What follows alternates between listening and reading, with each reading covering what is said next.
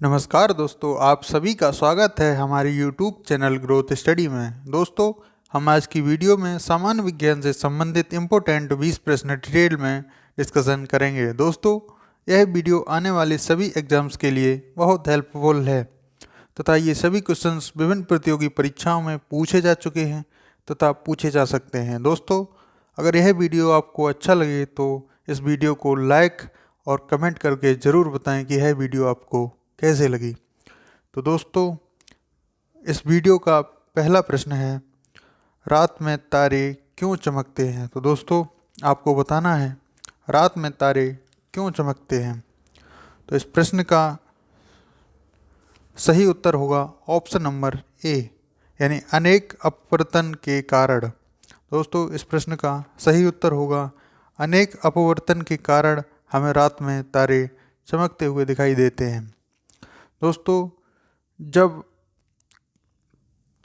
हम रात में तारों को देखते हैं तो हमारे और आकाश के बीच पृथ्वी का वायुमंडल होता है और जब प्रकाश वायुमंडल से होकर गुजरता है तो वह विरूपित हो जाता है।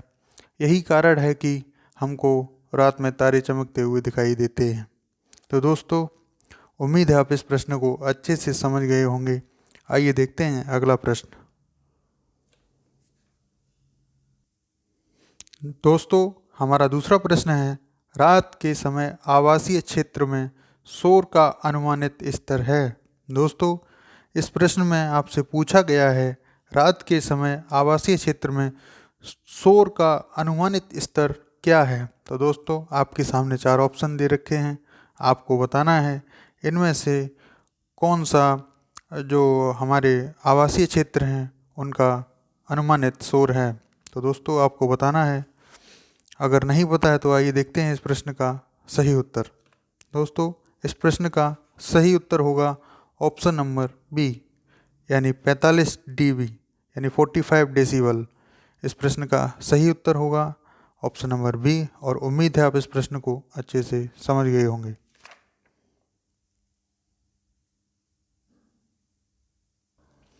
हमारा तीसरा प्रश्न है, सूर्य की ऊष्मा पृथ्वी पर कैसे पहुंचती है? तो दोस्तों, इस प्रश्न का सही उत्तर होगा ऑप्शन नंबर बी, यानी विकिरणों के द्वारा।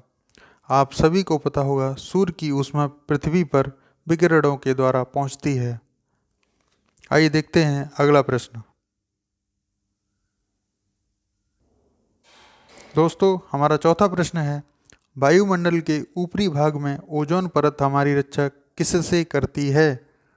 दोस्तों, आपको बताना है वायुमंडल के ऊपरी भाग में ओजोन परत हमारी रक्षा किससे करती है? तो दोस्तों, इस प्रश्न का सही उत्तर होगा ऑप्शन नंबर बी, पराबैंगनी किरणों से। दोस्तों, वायुमंडल के ऊपरी भाग में ओजोन परत हमारी रक्षा पराबैंगनी किरणों से करती है। तो दोस्तों, उम्मीद है आप इस प्रश्न को अच्छे से समझ गए होंगे। आइए बढ़ते हैं अगले प्रश्न की ओर। दोस्तों, हमारा अगला प्रश्न है, चॉकलेट स्वास्थ्य के लिए हानिकारक हो सकती है क्योंकि उनमें डैश की मात्रा अधिक होती है। तो दोस्तों, आपको बताना है चॉकलेट स्वास्थ्य के लिए हानिकारक हो सकती है क्योंकि उसमें कौन सा पदार्थ मिला होता है। तो दोस्तों, आपको बताना है इस प्रश्न का सही उत्तर। तो दोस्तों, इस प्रश्न का सही उत्तर होगा ऑप्शन नंबर सी, यानी सीसा। दोस्तों, सीसा इस प्रश्न का सही उत्तर होगा और सीसा का जो फॉर्मूला होता है वो होता है Pb और इसकी परमाणु संख्या होती है 82। आइए बढ़ते हैं अगले प्रश्न की ओर। दोस्तों, हमारा अगला प्रश्न है, मोनोजाइट बालू में निम्न में से कौन सा खनिज पाया जाता है? तो दोस्तों, आपको बताना है मोनोजाइट बालू में निम्न में से कौन सा खनिज पाया जाता है। तो दोस्तों, इस प्रश्न का सही उत्तर होगा ऑप्शन नंबर सी, थोरियम। इस प्रश्न का सही उत्तर होगा ऑप्शन नंबर सी, यानी थोरियम। मोनोजाइट बालू में थोरियम खनिज पाया जाता है। तो दोस्तों, आप इस प्रश्न को अच्छे से समझ गए होंगे। आइए देखते हैं अगला प्रश्न। हमारा अगला प्रश्न है, किस प्रकार की अभिक्रिया से सबसे अधिक हानिकारक विकिरण पैदा होता है? तो दोस्तों आपको बताना है किस प्रकार की अभिक्रिया से सबसे अधिक हानिकारक विकिरण पैदा होता है। तो इस प्रश्न का सही उत्तर होगा ऑप्शन नंबर ए, यानी संलयन अभिक्रिया के द्वारा सबसे हानिकारक विकिरण पैदा होता है। तो उम्मीद है आप इस प्रश्न को भी अच्छे से समझ गए होंगे। आइए बढ़ते हैं अगले प्रश्न की ओर। दोस्तों हमारा अगला प्रश्न है, ट्राइटियम किसका समस्थानिक है? दोस्तों आपको बताना है ट्राइटियम किसका समस्थानिक है। तो दोस्तों इस प्रश्न का सही उत्तर होगा ऑप्शन नंबर बी, हाइड्रोजन का। यानी ट्राइटियम जो होता है वो हाइड्रोजन का समस्थानिक होता है। उम्मीद है आप इस प्रश्न को भी अच्छे से समझ गए होंगे और ये बहुत ही इम्पोर्टेंट प्रश्न है। ये पिछली कई परीक्षाओं में पूछा जा चुका है, तो उम्मीद है आप इस प्रश्न को अच्छे से समझ चुके होंगे। आइए देखते हैं अगला प्रश्न। दोस्तों हमारा 9वां प्रश्न है, हाइड्रोजन बम किस सिद्धांत पर आधारित है? आपको बताना है दोस्तों हाइड्रोजन बम किस सिद्धांत पर आधारित है। इस प्रश्न का सही उत्तर होगा ऑप्शन नंबर डी, अनियंत्रित संलयन अभिक्रिया का। दोस्तों हाइड्रोजन बम अनियंत्रित संलयन अभिक्रिया के सिद्धांत पर आधारित है। दोस्तों इस प्रश्न को भी आप समझ चुके होंगे, तो आइए देखते हैं अगला प्रश्न। दोस्तों हमारा अगला प्रश्न है, परमाणु ऊर्जा के उत्पादन में प्रयोग किया जाने वाला आइसोटोप निम्नलिखित में से कौन सा है? तो इस प्रश्न का सही उत्तर होगा ऑप्शन नंबर ए, यानी U235। U235 परमाणु ऊर्जा के उत्पादन में प्रयोग किया जाने वाला आइसोटोप है। तो दोस्तों आइए बढ़ते हैं अगले प्रश्न की ओर। दोस्तों हमारा अगला प्रश्न है, हाइड्रोजन बम किसके द्वारा विकसित किया गया था? दोस्तों आपको बताना है हाइड्रोजन बम किसने विकसित किया था। तो दोस्तों इस प्रश्न का सही उत्तर होगा ऑप्शन नंबर बी, यानी हाइड्रोजन बम को एडवर्ड टेलर ने विकसित किया था। इस प्रश्न का सही उत्तर होगा एडवर्ड टेलर। दोस्तों हाइड्रोजन बम को एडवर्ड टेलर ने 1 नवंबर 1952 को विकसित किया था।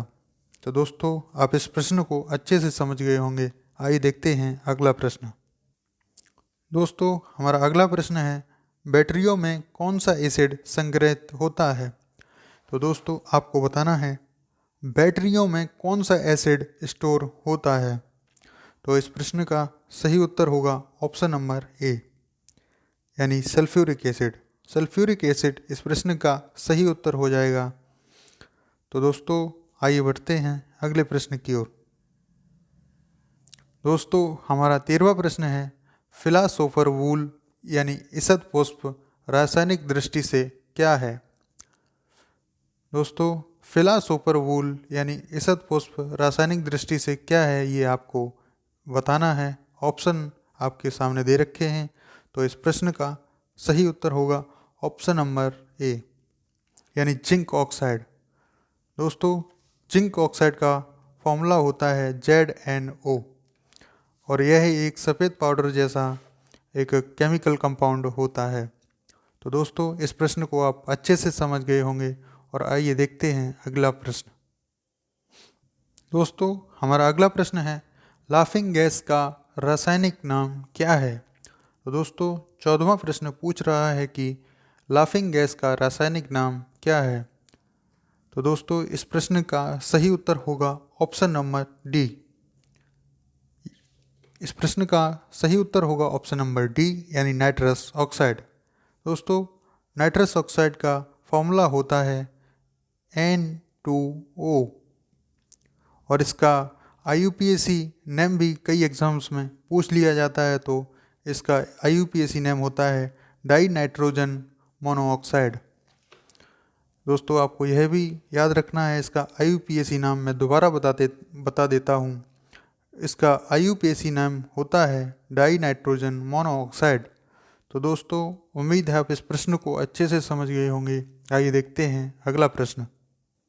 दोस्तों हमारा अगला प्रश्न है, रासायनिक ऊर्जा का वैद्युत ऊर्जा में रूपांतरण होता है। तो दोस्तों यह प्रश्न पूछ रहा है कि वह कौन सा यंत्र है जिसमें रासायनिक ऊर्जा का वैद्युत ऊर्जा में परिवर्तन होता है।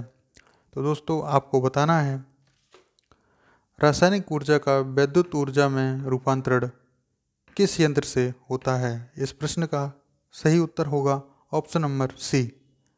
दोस्तों बैटरी में रासायनिक ऊर्जा का वैद्युत ऊर्जा में रूपांतरण होता है। इस प्रश्न का सही उत्तर हो जाएगा ऑप्शन नंबर सी, और आप इस प्रश्न को अच्छे से समझ भी गए होंगे। आइए देखते हैं अगला प्रश्न। दोस्तों हमारा अगला प्रश्न है, शर्करा या मंड के किण्वन से क्या प्राप्त होता है। दोस्तों तो आपको बताना है शर्करा या मंड के किण्वन से क्या प्राप्त होता है। तो दोस्तों इस प्रश्न का सही उत्तर होगा ऑप्शन नंबर ए, यानी एथेनॉल। एथेनॉल इस प्रश्न का सही उत्तर हो जाएगा। शर्करा या मंड के किण्वन से एथेनॉल प्राप्त होता है। तो इस प्रश्न को आप समझ गए होंगे। आइए देखते हैं अगला प्रश्न। दोस्तों हमारा 17वां प्रश्न है, कौन सी अक्रिय गैस यौगिक बना सकती है। तो दोस्तों इस प्रश्न का सही उत्तर होगा ऑप्शन नंबर बी, यानी जीनोन। जीनोन इस प्रश्न का सही उत्तर होगा। जीनोन एक अक्रिय गैस है। इसका फॉर्मूला Xe होता है तथा इसका एटॉमिक नंबर 54 होता है। दोस्तों इस प्रश्न को आप अच्छे से समझ गए होंगे। आइए देखते हैं अगला प्रश्न।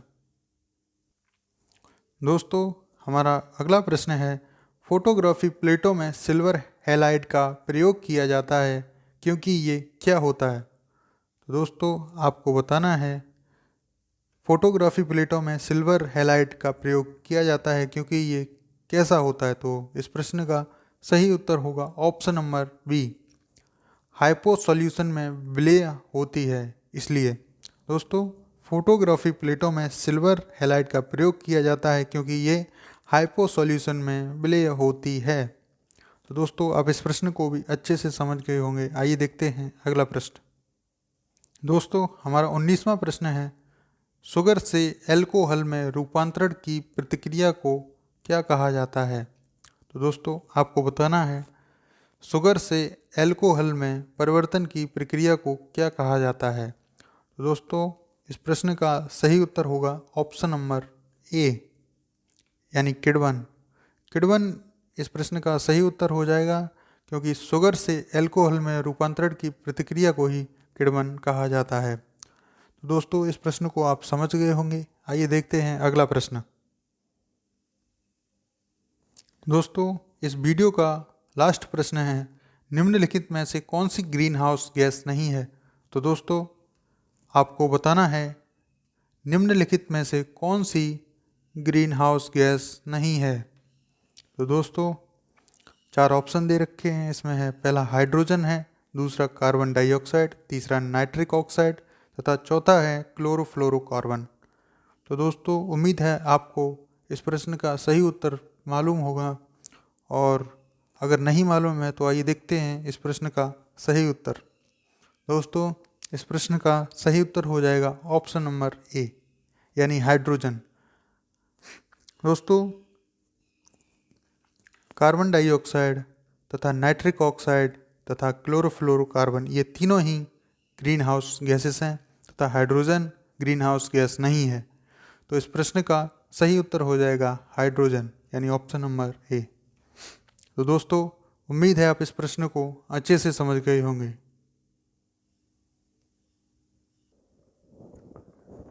दोस्तों आई होप ये वीडियो आपको पसंद आया होगा। अगर आपको ये वीडियो पसंद आया है तो अपने स्टडी ग्रुप में शेयर ज़रूर करें, और इस वीडियो को लाइक और कमेंट ज़रूर करके बताएं यह वीडियो आपको कैसा लगा, तथा चैनल को सब्सक्राइब करना बिल्कुल ना भूलें। नमस्कार दोस्तों।